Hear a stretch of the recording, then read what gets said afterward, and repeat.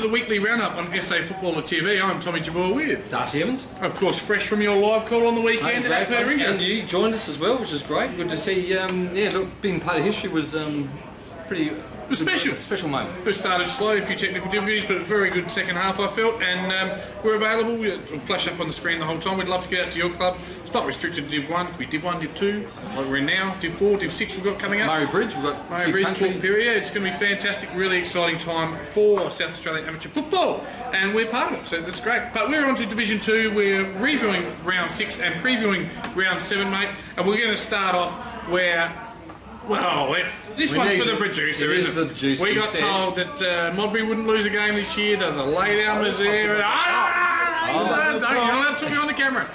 But it was Sacred Heart 9-17-71. They could have won by more. Modbury 9-14-68. Look, it was at Audi Arena, Thebbett Noble, so interesting to see the big surface there not suiting Modbury, obviously. And for Sacred Heart, it was Hartshawn with 2, Fosdyke with 2, and a host of singles. Better players, Forster, Bosley and Parr for Modbury. Yes, we've got Gibson with 2, Rankin Jr. with 2, and then 4 singles there.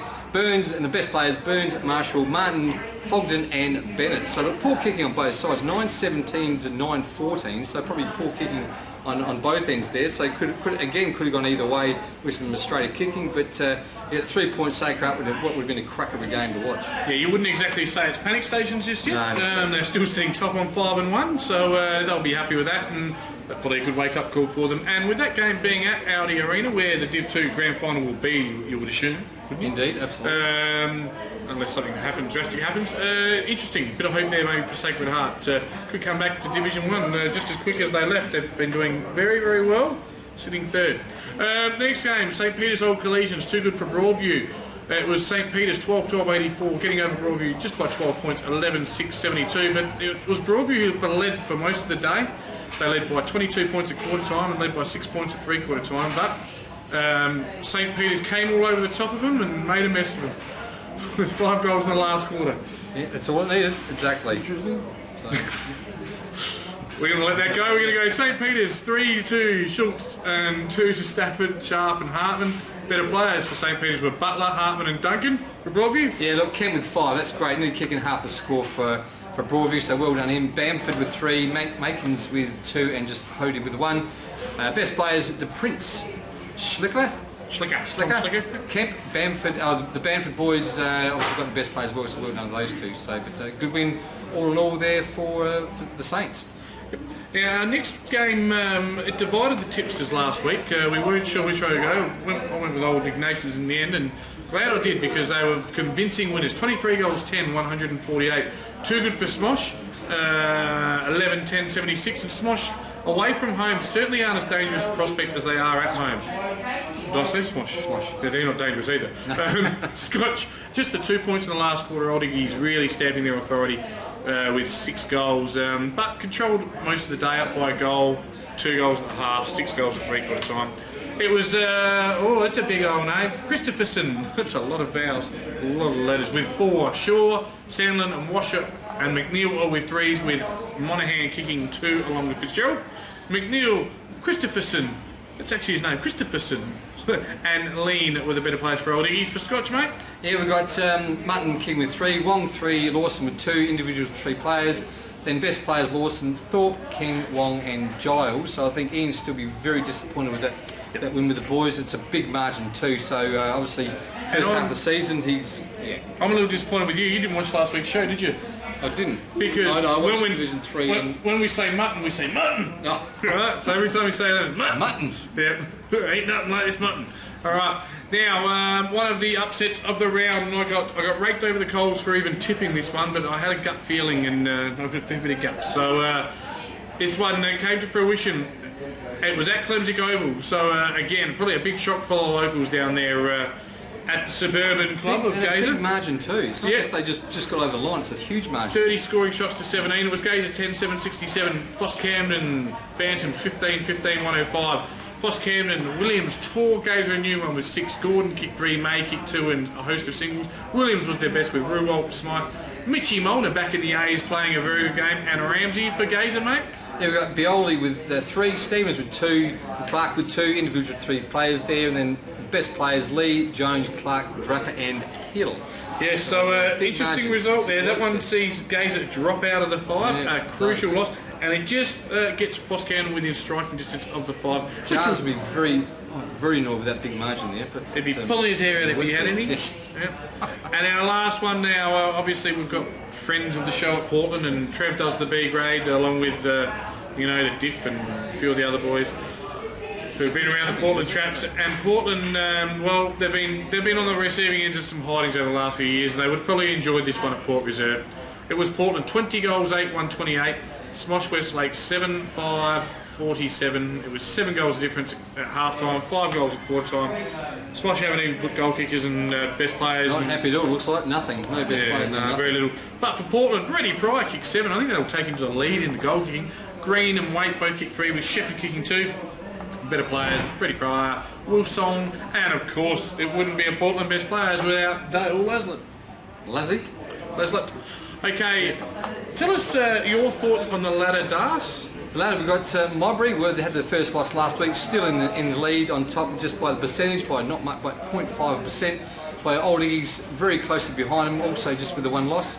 Sacred Heart, Scotch, and St Peter's make up the 5. The actual Saints and Gazer are equal on 3 and 3, but obviously Gazer just dropping out on percent, with Foss Camden, Portland, Broadview, and Smosh on the, obviously Smosh just with the 1 win. So, but Foss, Portland, Broadview, they're 2 wins each, so they still slight chances. I like to draw lines on my ladder, and if I was drawing a line, bang, Smosh West Lakes, see it, Div 4, Div 3 next year. But yeah, Broadview again, they're troubling me, their form as of late, but 2 and 4 Broadview, it's only 6 games in, obviously 2 games behind your Div 6s and those types, but they are still a chance, and Gaze is sitting outside the 5. Well, strike pink with Foss Camden with Foss Camden that win last week against Gazer, you think with their... I said it last week, Foss Camden are a lot better than what their position suggests. I don't think this 5 is set, let's just say that much. And for me, Sacred Heart, the surprise packets, coming down from Div 1, I thought they might struggle with. They've got a few recruits. Lockie Button's having a fantastic year. Coming from league football, though, to Div 2, you'd think you'd probably go all right. And once again, Modbury lost. We like Modbury, but we're just happy to say that producer. Controversy said he thought they would win the grand final. No, they're going to lose. Apparently, there he goes. That's right. So Brady Pryor, the leading goal kicker, with 23 goals. Of course, that's 3.84 goals a game. Let's work that out in my head. And then it's Kachiro on 18 from the Shockers, with Will Thorpe on 17 from Scotch, along with Bilby on 16. But this week's games, Darcy, well, you haven't got them up, have you? I've got the premiership up. It's a mouth-watering round 7, and it's going to be, they're all crucial games. You're going to hesitate to guess what one of them might be. It's Broadview and Gazer. Local rivals. These ovals are located. I have to go past both of these ovals to get home from Paynham. They're probably about 3 or 4 minutes apart. I love both these clubs. Both clubs need to win. Or best mates coaching against each other. Weed and Jazz. Yeah, of course. Former Premiership brothers at Gazer. Absolutely. And former Crows teammates back in around the when they first came in. I think Gazer will bounce back from what was an upset definitely last week at home. It's not far to travel. Travel couldn't mean a thing. Beautiful Broadview Oval. I'll tell you what, the other thing they'll have here, they'll have 500-600 people at this game on the weekend. Oh, huge. Broadview will rally their troops, but it'll be Gazer for mine. No, I agree. I think that the loss last week must win this week to stay in the 5. Broadview, I think, look at relegation down the barrel if they do lose this week, and any more come out with the next few weeks as well. So, which is a shame, because Broadview again, they're usually a Div 1 strong club, and now they're struggling. 34 years though in Div 1 4, and could find themselves in Div 3. They need to pull something out. I'll go down to the bottom of the draw here. Smosh, Westlakes and Sacred Heart. That's Westlake Shore. Look, Smosh will win. They have won a game this year because of the game against Broadview. So that's the other thing that hurt Broadview, is that game. They would be in the 5 with a bit of percentage if they hadn't have lost that game. So that change around of messing up your points. But Smosh haven't had a win on their own merits this year, and they won't against Sacred Heart. Sacred Heart have been really, really impressive and consistent. They'll win comfortably. No, I agree. I think Smosh are really struggling this year, which again is a shame. You don't like seeing clubs that usually that get into Div 2 and they're going to fall straight back out and they're struggling again. But look, Sacred Heart by quite a bit. Scotch were awful last week. Portland were fantastic, but I think Scotch will bounce back at home. They need to. They're in 4th place, and there's the pack is hunting them, and that pack includes Portland. Yeah. No, Scotch. Yep. Well, Ian Steele, he'll be the belly would have been firing last week after that loss, but so this week's going to come back on all 4 cylinders. St. Peter's started off like a house on fire in this division, causing upsets aplenty. We bought into what they were selling, and they haven't done much since. And now they're 3-3. They head to Modbury, coming off their first loss. Modbury will sting them with a 6-goal win. Indeed, they will. Absolutely. That loss would have hurt them, and absolutely come back with a vengeance this week. Yep.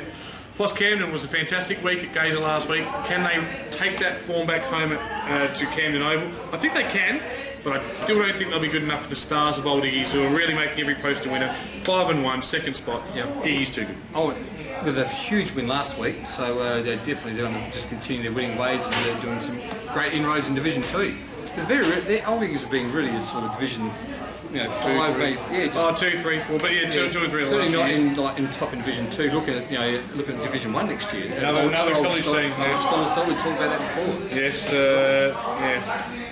yes. They're probably not renowned as a football. Part of it is that they're really well. No, not a huge football school. Yeah. They're really well set up. They've got the 4 teams. They've got depth. They're a very well managed club, and good luck to them. So that'll do for Division 2 this week. We'll be back next week. See you later.